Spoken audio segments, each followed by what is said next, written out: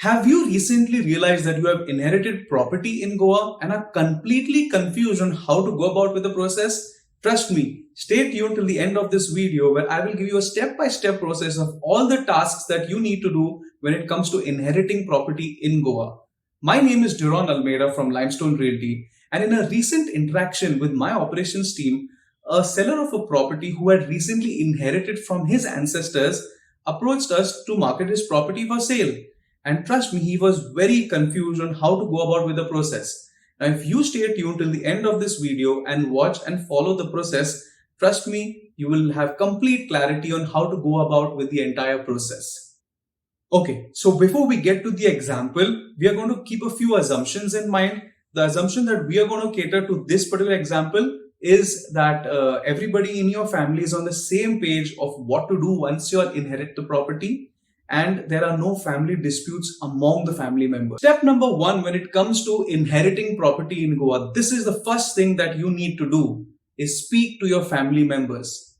Goa is governed by the Code of Communion of Assets. So what this means, when a particular gentleman is married to a woman, they both are governed by the Communion of Assets. That means if X comes in with the property, the wife automatically gets 50% share. Now, this is the major reason why land and title in Goa gets really confusing when it comes to the layperson. So what you need to understand is, draw a family tree. Who was the primary owner in the property from where the title, when the chain of title starts coming down. So it's very simple to create a family tree. All you need to do is first identify the main person in the family. It can either be your great grandmother or great grandfather, and try to see how many children they had, and now who are the current living ancestors. All the living ancestors will have equal proportionate share in the property. So you need to make a list of all those family members and start building a rapport with them immediately as to determine what you will have to do with the property.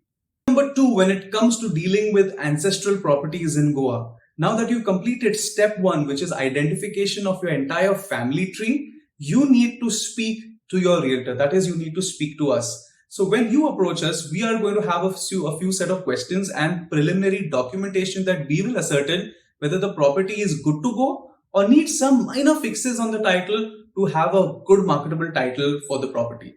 So when you come and consult with us, you need to get whatever basic documents you have, and with our ability and services, we should be able to complete a full file of the property and have it ready for either sale or for retention, whatever your ultimate goal is.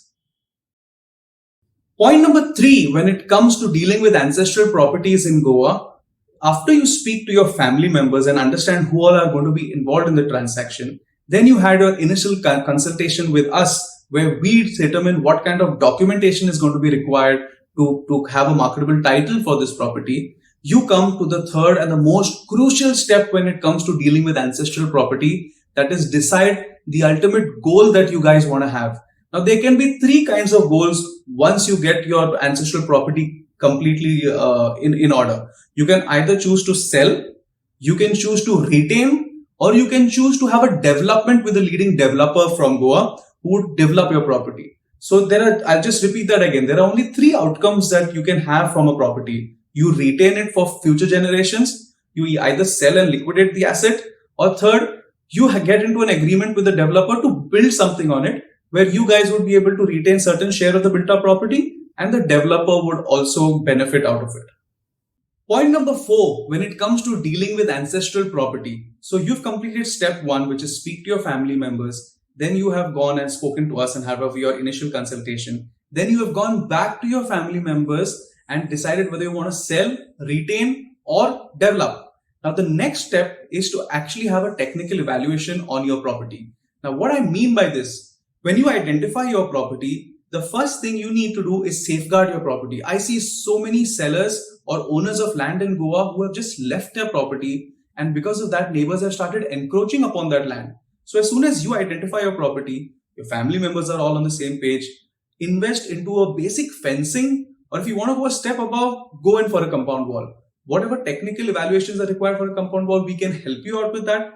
But it's highly recommended that you first get your property fenced. Second point that you need to do in the technical evaluation itself is understand what is the zone of the property. All you need to understand whether it's in a settlement zone, which is development, where you can develop something on the property, or if it's an orchard zone, probably you may not be able to, then you may have to exercise retaining of the property. That is, you won't be able to sell it immediately, but you can retain it probably in the future years when the zoning changes. That's the time you'll be able to liquidate your asset. The fifth point when it comes to dealing with ancestral property in Goa is to draft a succession document or an inheritance document. Now, there can be multiple documents that can give you ownership of ancestral property, but the most two widely used are a deed of succession and an inventory proceedings in the court. Now, on a case-to-case basis, after we have your preliminary discussion with us, we will be able to advise you where it would be beneficial for you to go in for an inventory proceeding, which may take on an average around 3 to 4 months, or you need to go in for a succession deed. Now, which one you need to go in for, we can only give you that advice once we have an initial consultation. So these are the two documents that you need to know to prove succession deed or an inventory proceeding.